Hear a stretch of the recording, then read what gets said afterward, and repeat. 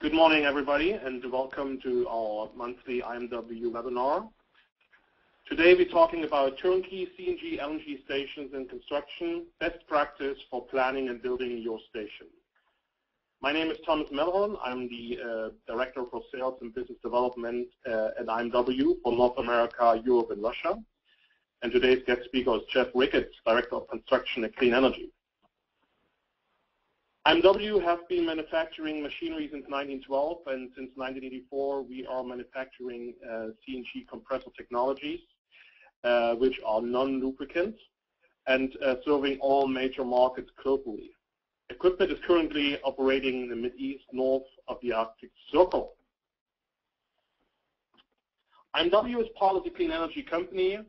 IMW operates as a wholly owned subsidiary of Clean Energy Fuels Corporation based out in Newport Beach in California. Clean Energy is the largest provider of natural gas fuel for transportation in North America and the global leader in the expanding natural gas vehicle market. Clean Energy operates about 400 CNG stations and 120 LNG stations and is well known for the North American natural gas highway. Today's webinar also, you will be eligible for 1-hour technical informal training credits. If you are in a boardroom with your colleagues, please send an email to webinars@imw.ca with all the names of the persons, the job title, the company name, and the email, and we will make sure that you get your credits sent through to your email. During the discussion during this webinar, you will be able to either raise your hand or put in a question in the question box seen below. We will make sure that after the presentation is done, we go into a Q&A session and we'll answer your questions. A little bit of background about Jeff Ricketts. Jeff Ricketts, as the Director of Construction, Jeff oversees construction of all clean energy natural gas fueling stations in North America. Currently the largest network of CNG and LNG stations with over 500 stations and fueling over 60,000 vehicles per day nationwide. Prior to Clean Energy, Jeff spent 25 years in the oil business, involved in development of over 600 retail fuel stations in oil terminals. In 2010 and 2011, Jeff also led the reconstruction program for the United States Southern Command Humanitarian Assistance Program in Haiti, building medical facilities, schools, community centers, operation centers, and disaster relief warehousing. Jeff has a Bachelor of Science in Engineering, Civil Engineering, Construction Management from the University of Central Florida. Without further ado, I hand it over to Jeff, and thank you so much. Thank you, Thomas.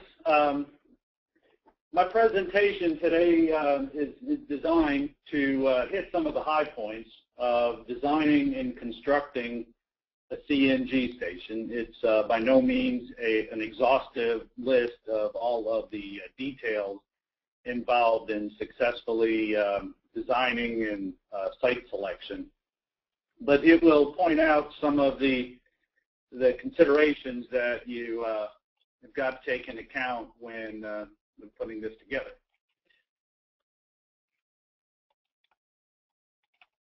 So how does a vacant piece of land go from looking like a field to one of these?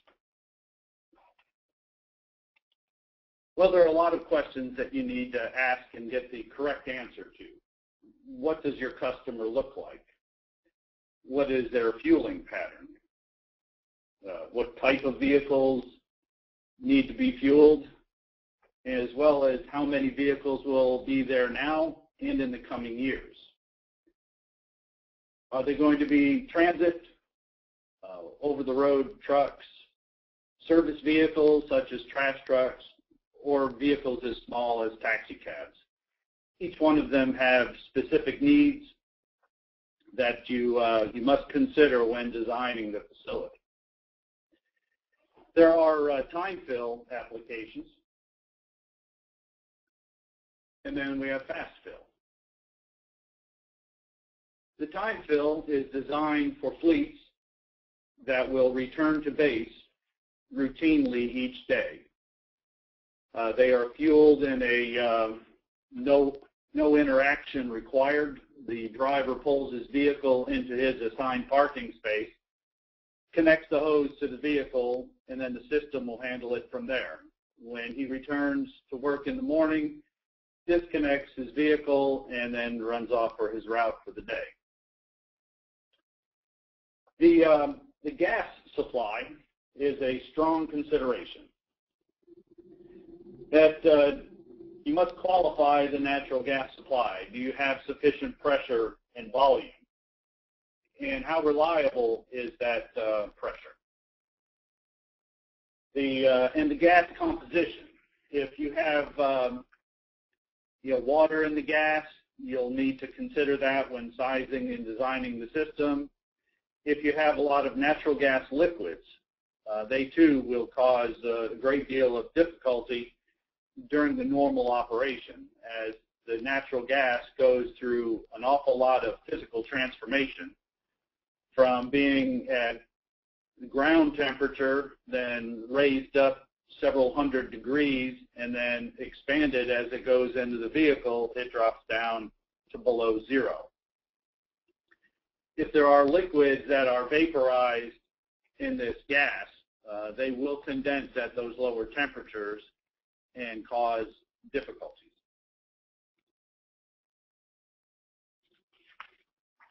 So when selecting a site, you must secure a piece of land that's sufficient to allow for your particular type of vehicle to maneuver in and out.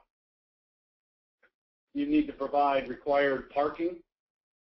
You need to ensure that you have space available for the stacking and queuing up and the turning radiuses of the vehicles that you've designed your facility for.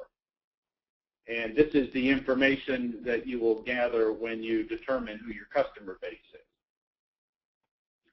And then the other considerations involved in this would be, the elevations of the soil. Are you in a hill? Are you in a hole? And the what type of soil you have, so that you can consider any drainage requirements. You may need to put storm sewers in if you're not able to surface drain. And then you'll also need to consider the permit requirements of the area. Many areas have height restrictions, noise restrictions, times of day when you can have certain activities. And all of that will play into the site selection, as it can greatly vary the cost of the site development.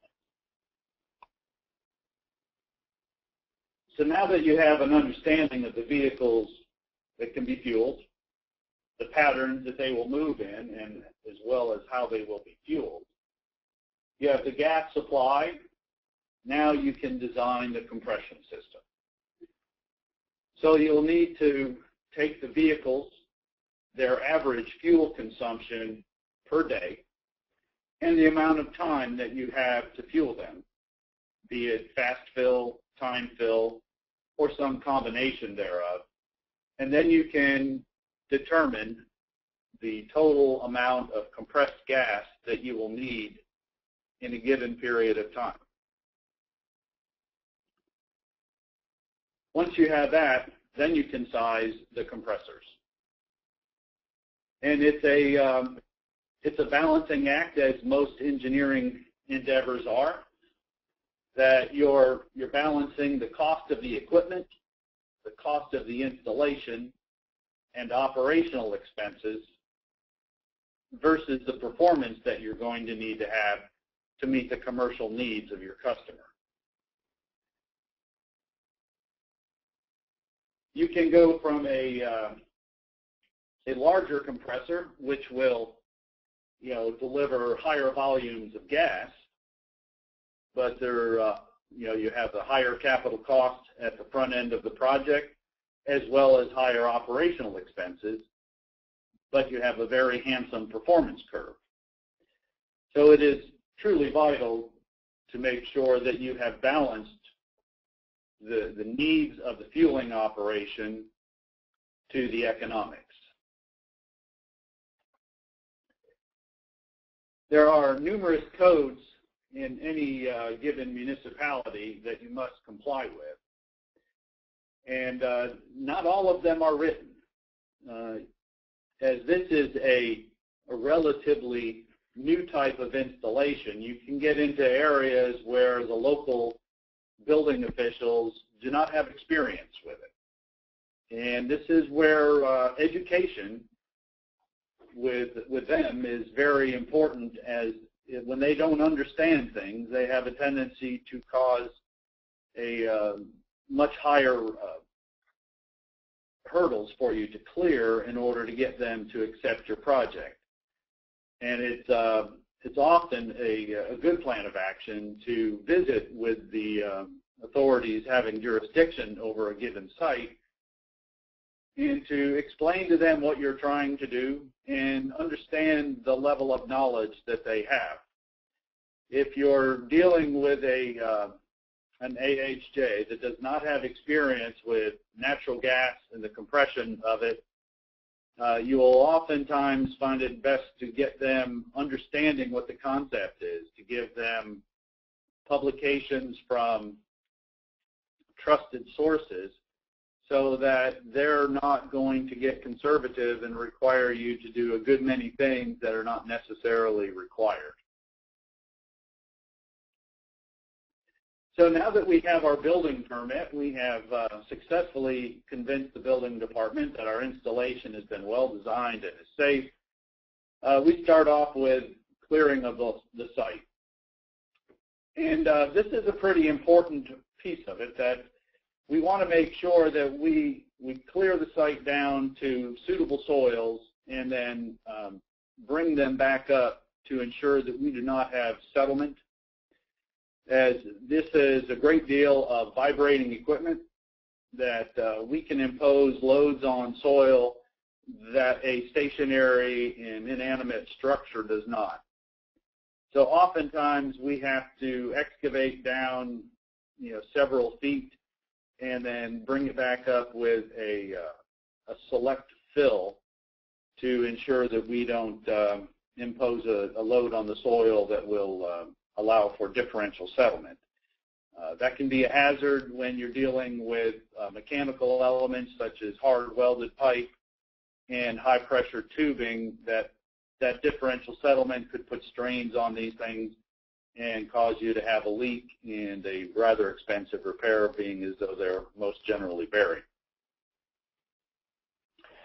The compressor compound is a foundation that will hold the compressor steady and provide it from settling into the ground. And of course, depending on where we're building, whether it be in a tropical environment with high water table or in a climate that has hard freezes, each of those areas needs a particular consideration. The mass of this slab is what isolates the vibration that is incurred with this rotating machinery, and basically helps the machines last longer.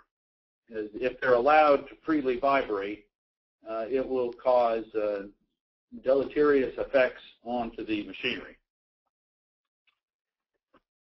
So after we have laid out our site and we've got it graded to where we need it and the pads are built, we will now bring the utilities to the machines. And one of the first ones in is the gas main. And we excavate the trench for the gas main. We will wrap it with an isolating fabric or provide for cathodic protection. This is to eliminate the possibility of corrosion on these generally ferrous metal pipes. We also have a great deal of electric. We have high voltage to turn these large motors, and then there are a great deal of control circuits that deliver the information from sensors all through the system back to the computer that controls it. And so all of this needs to be installed prior to the grade being established, and it's generally underground to protect it. And the placement of it is critical because it will fit in a specific area of the equipment that we're bringing in. Then we have the high-pressure underground gas piping. This is most generally stainless steel. It will run from 1/2 inch up to 1 inch in stainless steel thin-wall tubing. In this case here, we have isolated it from the soil using an EMT, a PVC flexible tubing. This will save it from any possibility of corrosion and also from mechanical damage due to materials that are in the backfill. Then after we put these gas lines in the ground, we backfill it with a material that is contrasting to what's in place. This way, if someone is digging there, they're going to see the different soil and hopefully stop digging so that they're not going to damage this high-pressure tubing that's in the ground. In many installations, we'll have a canopy. Especially in a retail environment, the canopy is how you communicate your brand. These columns are generally nested in with the dispensers and the dispenser piping and electric controls. We also have electric going up to the canopy for overhead lighting and signage on the canopy. So erecting the canopy is a pretty short order. It generally takes 3 to 5 days, and canopy goes up rather quickly.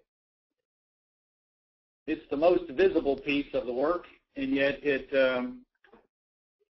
takes the least amount of time. And part of the proper planning of this whole facility and the coordination of the installation, many aspects of this construction process occur simultaneously. And so it is critical when you are designing this to ensure that the work is installed coordinating with functions that will happen later, as it becomes quite cumbersome when you have one contractor unearthing the work of another. So this is the equipment compound that we saw the foundation for, and if you'll notice on the left we have compressor 1 in the background, and compressor number 2 is on the right. Then we have the gas dryer, and then 3 storage bottles. One of the ways of protecting these compounds from vehicle traffic is with the use of concrete-filled pipe to create bollards. This is the priority panel and the 3 storage bottles in the background. The priority panel is the traffic cop, if you will. It will open and close valves sufficient to direct the high-pressure gas flow to either storage or to the points of dispensing. As you can see, there are a number of valves in here, and they are controlled by the process logic controller. It's a computer which is receiving inputs from various pressure gauges and other devices through the system to allow it to turn on the compressors, to navigate the gas, and it is also our point of contact with the machine for our monitoring station to be able to determine if the compressor is operating optimally, if there are impending issues that could cause a shutdown. And our monitoring station monitors up to 150 bits of data, and they report every 5 seconds so that we can actually go into a predictive mode and anticipate a problem with it before a problem is apparent in the equipment.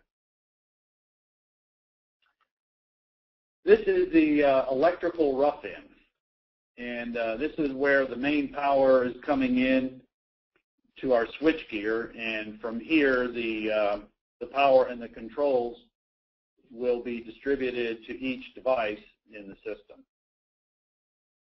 And this is what it looks like. We have your main switchgear, and then over to the left, that small square on the last locker to the left is the computer, the PLC, which will control all of the functions of the system. So after we have all of the elements of the CNG station constructed and placed and connected, then we will move on with the backfill and the grading. And we ensure that we have everything with open trenches nearly at the same time to avoid conflicts with ensuing trades. It's really important, and it provides you the ability to get good as-built drawings so that you'll know where each of these utilities are buried, and then for future maintenance and expansion, it will become very handy to have. So when you're designing these, we talked at the beginning that you need to have traffic turns and such. Well, also the interface between your property and the surrounding highways is very critical. You must allow for the traffic to be able to get in while there's traffic waiting to exit. The local authorities will have input into this as well, but the primary thing is to make sure that your business model, as you understand it at the design phase and looking forward to what might happen at that location, that you have accounted for the ingress and egress of the vehicles of proportionate size. Obviously, a lot that's going to have tractor trailers on it cannot be like the one that is shown. This here could handle a trash truck, but only a one-off. If you were filling trash trucks in a fast fill environment, this lot would not be sufficient. And here is that facility completed with the compressor compound in the background and clean traffic flow. So before we start our system and put it into service, we have a checklist that we ensure that every item has been identified, that we have all of the serial numbers, and in certain areas such as Canada, you must have registration numbers on a number of different devices, and we ensure that we have all of those cataloged. And then we perform a function test on each item to ensure that they function in concert. And we pressure test each element of it individually and then as a system. And when you're pressure testing any type of system, you'll want to introduce the pressure at increments. That if you're going to push it up to 5,000 pounds, you don't go there in one step. You would much rather bring it up to, say, 500 pounds and then make sure that there are no leaks at 500 pounds, and then gradually increase it until you have reached your intended design pressure. This tubing with 5,000 pounds of pressure behind it has deadly consequences. Well, thank you.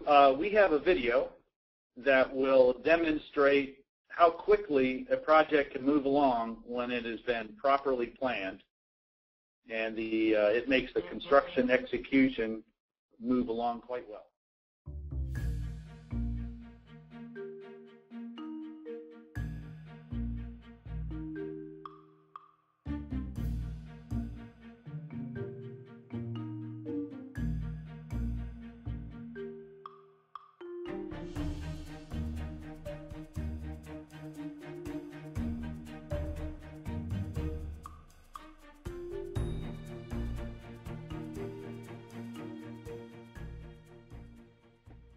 So there are quite a few upcoming monthly webinars. In February, we actually have two. There's Virtual Pipeline 101 and Virtual Pipeline 201. They're slightly advanced to service the European market. So they start at 6 a.m. Pacific. That's 9 a.m. Eastern, and 2 p.m. UTC or Greenwich Mean Time. Virtual Pipeline 101 will give you a brief overview of some of the changes in virtual pipeline technology that David Van Laar, engineering manager for IMW Industries, pioneered. The ability to conduct a full fill and a maximum offload, which vastly increases the viability of bulk fuel transport, CNG fuel transport up to 600 kilometers and beyond. February 26th, Virtual Pipeline 201 is applications, case studies, and illustrations. And this is an overview of field-proven projects with virtual pipelines that include several IPP power projects for industry or for regional power,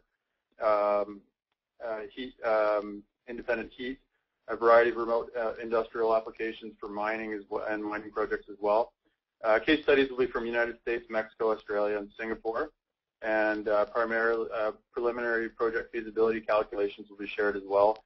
IMW has developed a fairly sophisticated calculator in-house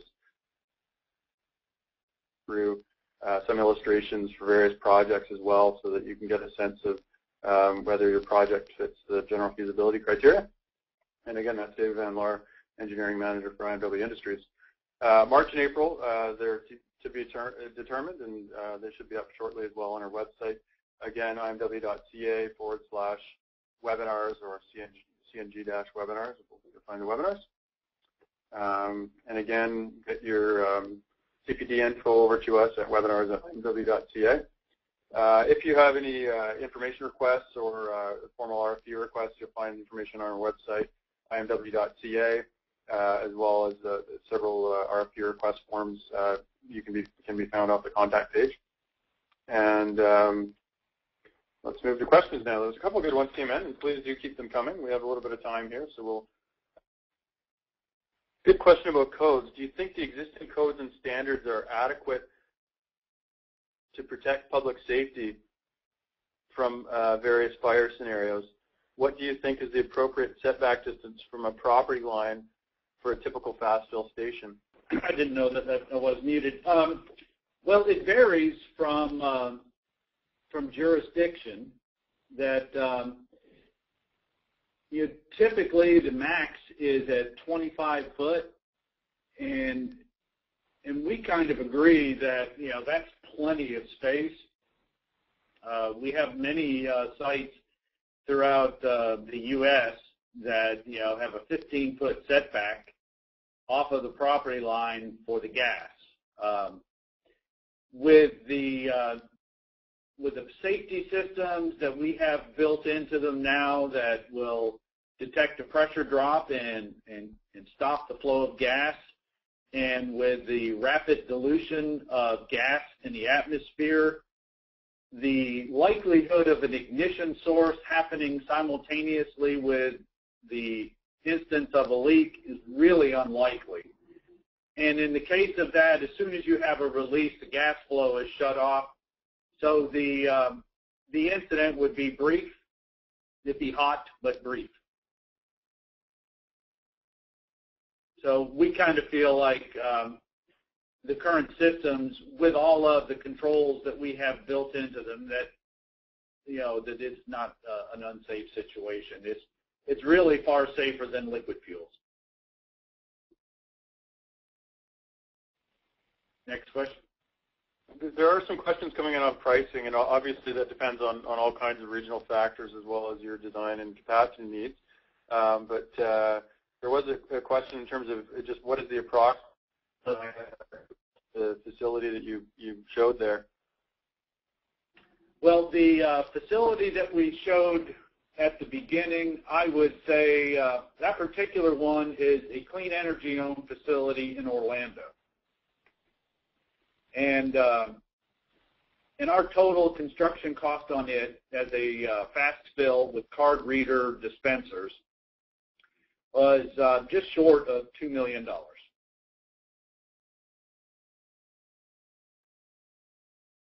But now the one that we did the time lapse, that was at Los Angeles area Metro Transit. And obviously that had 6 compressors on it, a substantial electric service, high volume, priority panel, and that's considerably more. There was just a clarification question on timeline. Once you break ground, what's the usual time, a cycle to complete? Well, providing you have not missed anything in your planning and that you're in good stead with all of your local agencies having jurisdiction, a 90-day turnaround time is about standard for a project of the size in Orlando. And some more clarification coming in on both timing and pricing. For LNG plus CNG stations, is there kind of a ballpark range in terms of both the price and the timing? Well, now LNG is a different animal. That with the LNG, the amount of storage you need to have is a balancing act between your distance to source and your expected throughput. If you're running an awful lot of fuel through there, or you're more than say 4 hours from the source, you need to have additional storage. The cost of each one of those 18,000-gallon vertical tanks with a foundation and such is close to $300,000. So if you had one that the cost of a straight-out LNG station has been running about $2 million with all of the site work that's involved. So if you add another tank to it, that would make it $2.5 million. And then if you want to do LCNG, you'll need to add another $800,000. If there is pipeline gas available, it is always more cost-effective to do whatever it takes to get that to the site as opposed to trying to deliver LCNG and compete in a CNG market. The cost of a BTU in liquid is more expensive than it is if you just maintain it as a vapor.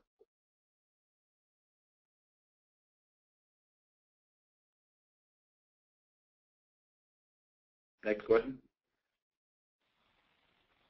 Oh, some questions. LNG, are there any significant differences when building LNG versus CNG for fire code? For code? Yes. The interesting thing with LNG is that some of the regulators want to consider it to be a liquid fuel. But when you release LNG to the atmosphere, it will not remain a liquid very long. It's a cryogenic liquid. It's down at minus 360 Fahrenheit, and you put it in the atmosphere in a 5-gallon quantity, and within 2-3 minutes, it will be all gone. It will vaporize and go into the atmosphere. And the interesting thing is that it is explosive for a very small portion of that time. While it's changing phases, it is too rich to support combustion. And then it has a short time when it's in the LEL range, and then it's too lean. So it's really quite safe. And in the liquid form, you cannot ignite it. In fact, it will put the flame out. But when you are able to light the liquid, you're only lighting that interstitial right above it, and it it will move a flame spread very slow. Did I answer the question? Yes, I think so. This individual has a fleet of 200 school buses. They refuel now half one day and then the rest the next. How long does a fast fill take? Or I guess you might want to also provide some insight on whether or not there's some hybrid that in between that would at least get them filled up overnight. Well, if they have enough spaces to park them all in a orderly fashion to where we could have them nose up to a time fill hose, you could do all of them in the same night. There are a good many school bus systems, though, that do it on a fast fill because the buses don't all come home one right after the other. And so he was asking what the time was. Well, school buses are kind of unique in the fact that they have a much larger fueling window. But the consideration in a larger fuel window is going to be your electric utility. You know, do they charge a demand charge? Most often, the demand charges will cease somewhere in the evening, you know, at 8 or 9 p.m. So we generally will start our systems after the demand charge window so that we're paying much less for the electricity. But, you know, with a school bus, a 12-hour window is certainly achievable, and you can fuel a great deal in 12 hours with smaller equipment.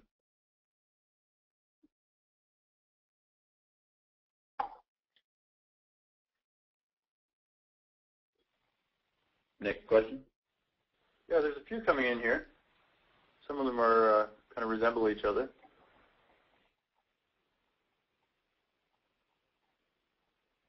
There's a question about investment in Central Europe, and I guess the formal answer is clean energy is primarily focused on the North American market and developing the natural gas highway.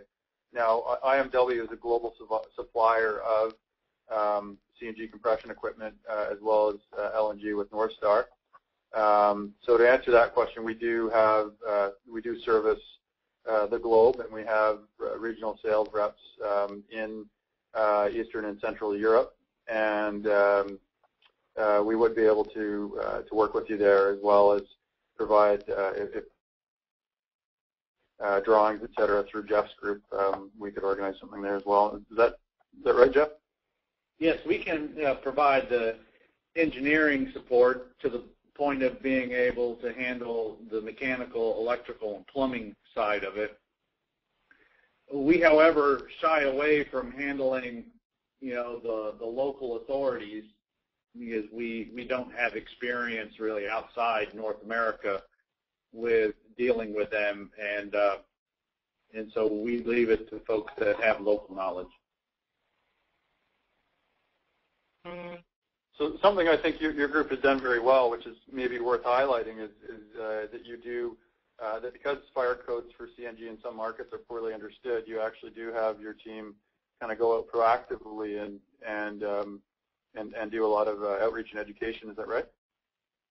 Yes, in fact, we have funded a number of educational seminars for building and fire professionals,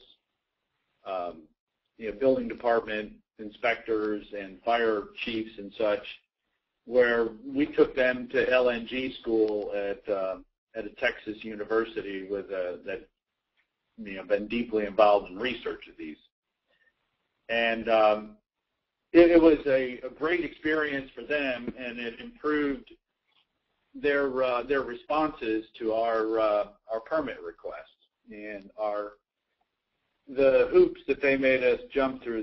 Their requirements became more consistent because now they had understanding and they got their information from what they considered to be a reliable third party.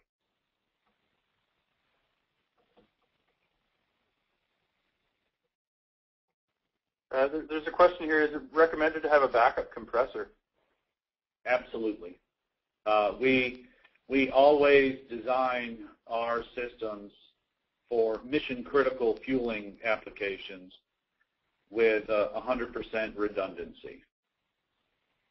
So if it will take one compressor of 250 horsepower, then we'll have two, because you have no control over when these things might break down. The quality of the gas can cause an equipment failure, and we have no control over the quality of the gas.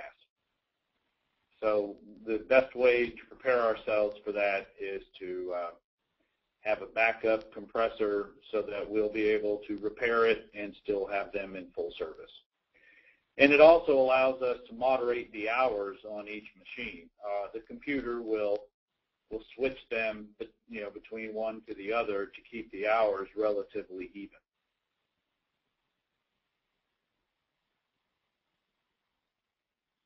A question about fueling. Has the CNG industry standardized items related to vehicle fueling, i.e. dispensers and nozzles?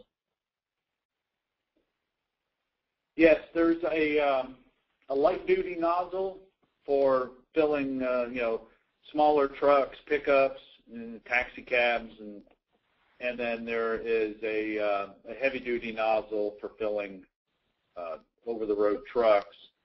And then in the way of virtual pipeline compression, there is yet a larger fitting. Here's an interesting question. I've heard that LNG is better fit for diesel truck or bus conversion, and CNG should remain for small cars. I think that may be a little outdated, so it's probably worth speaking to, because there is some kind of perception there, and CNG ranges have improved vastly. Jeff, do you want to speak to that at all? Or? Yeah, sure.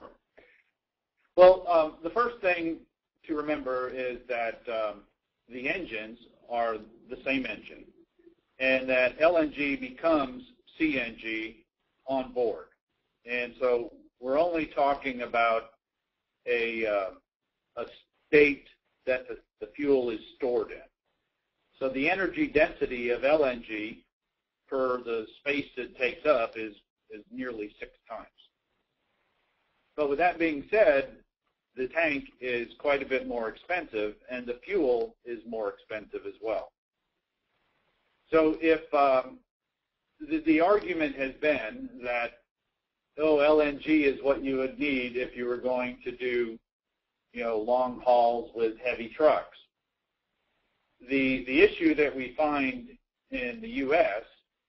is that the drivers are limited as to how long they can drive per law, but you also have the physical element of a guy can only sit in the truck and drive it for so many hours before he needs to take a break. The advancement in the CNG tanks has been enormous, and it has all but occluded the advantage that LNG had over CNG. That we have customers that are able to get 800 miles worth of range onto a tractor. Well, that's as much as a driver can do in his allowable shift. And so they're buying the fuel for about $1.50 a diesel gallon equivalent, less expensive at their yard than they would if they were using LNG out on the open market. So it is so dependent on your load, your length overall. As to get that additional tank, you need to put tanks on the backside of the cab in CNG. With LNG, you can get an awful lot of range with 2 100-gallon saddle tanks on the rails of the truck. So there are applications that are ideally suited to LNG, and the additional cost of the fuel is mitigated by its serviceability.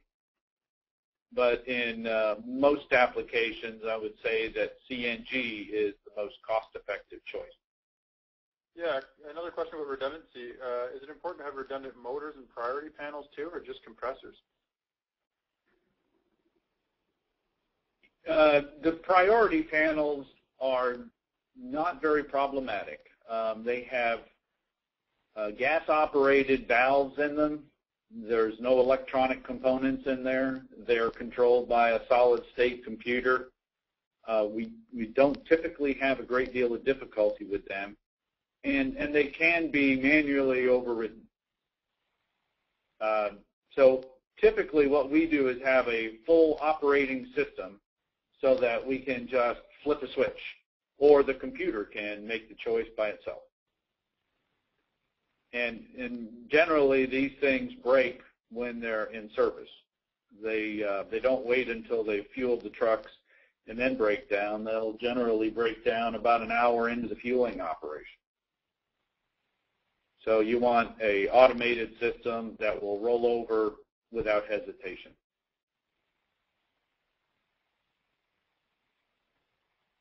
Next question.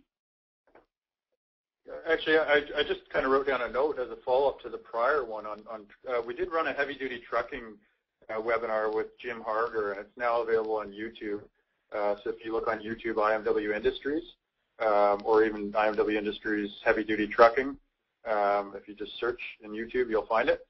And that actually covers a lot of those issues of range and best application in detail. So if you want to have a look for that, you'll find some answers.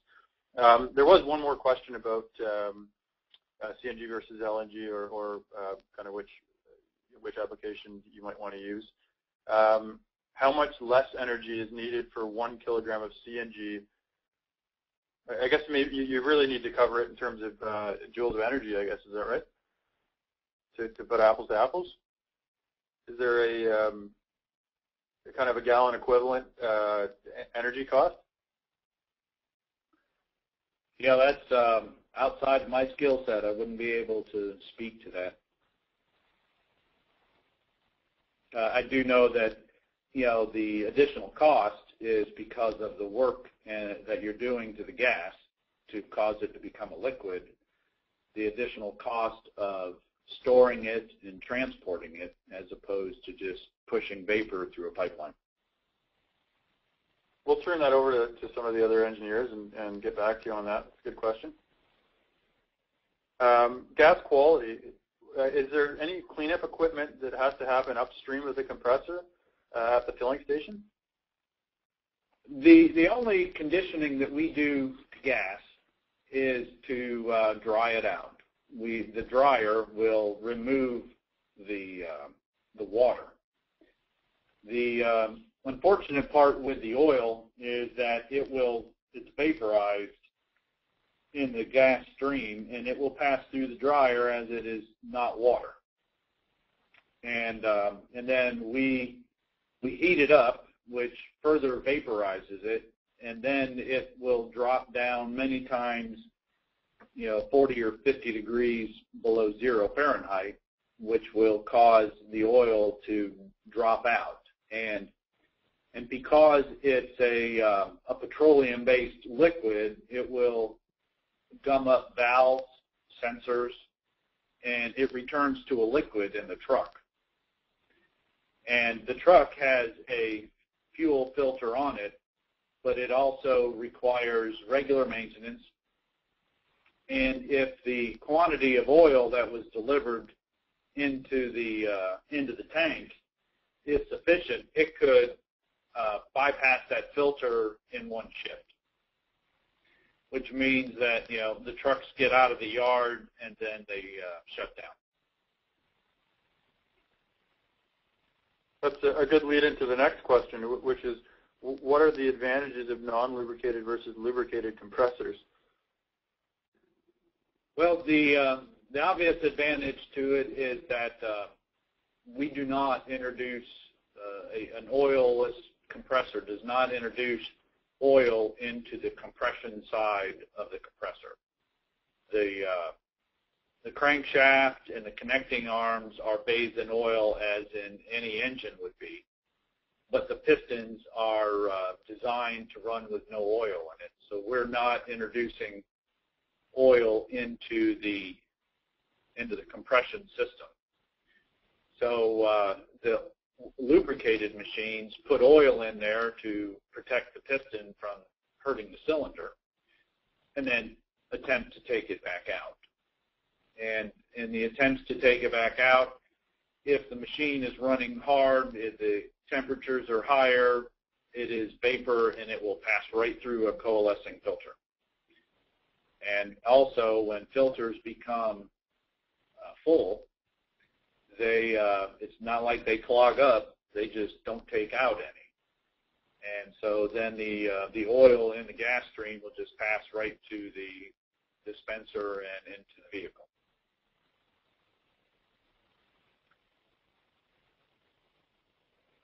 What are the mid-life refresh costs of a 6-compressor station?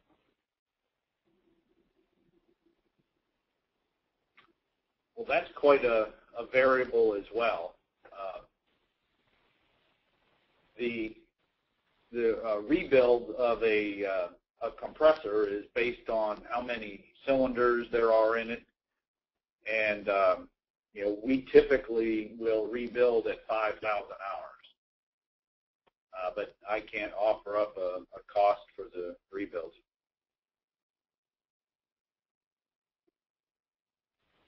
Is the requirement for dry gas lower than 4 pounds per MMCF? Could you repeat that? Is the requirement for dry gas lower than 4 pounds per MMCF?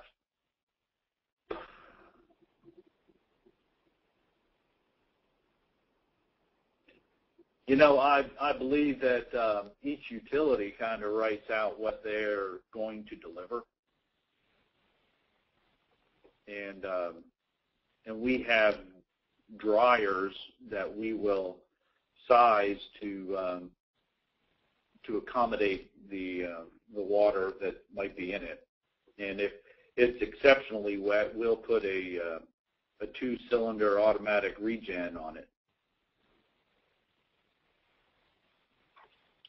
I don't know about the requirement for the dry gas.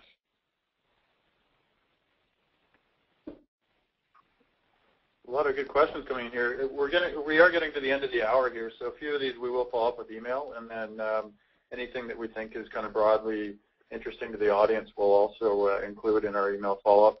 I'll do one more, and then we'll wrap up for the day, so we wrap up on time. For the time fill method, is there any difference in the performance of the mobile CNG unit versus standard full CNG fuel station? It would be a capacity. The mobile stations are typically smaller and seldom redundant, so there'll be just one compressor on there. And I think that our largest mobile unit is probably 150 horsepower. So it has limited capacity, and it generally is regulated down, so we would not be able to take advantage of higher pressure from the utility. So in answer to the question, the best fit for any application is with a compressor that has been designed to optimize the available pressure.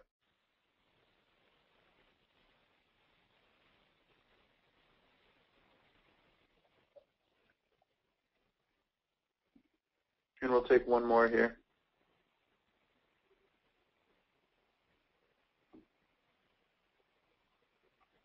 How do you aim to meet the gas quality standard J1616 in the fuel delivered to vehicle?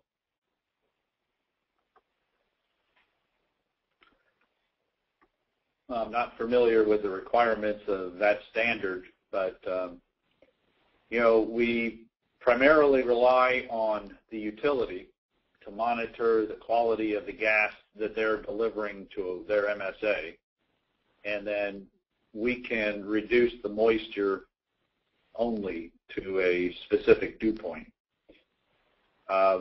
it's rather costly for us to put full-time monitoring on the gas analysis.